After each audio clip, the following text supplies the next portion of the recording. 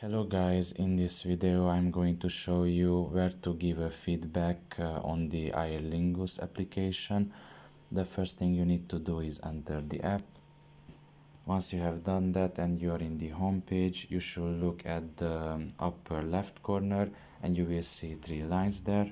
Press on them, and here at the bottom half of the list you will see the second option, which is suggest improvements. Press on it. And here you can rate the app, basically how much star you think it is worth. You can also select your suggestion here.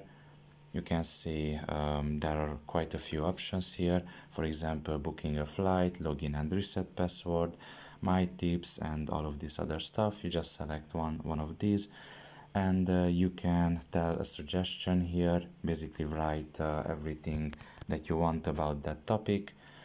And you can also add the screenshot if you want, I don't know, from something, I guess.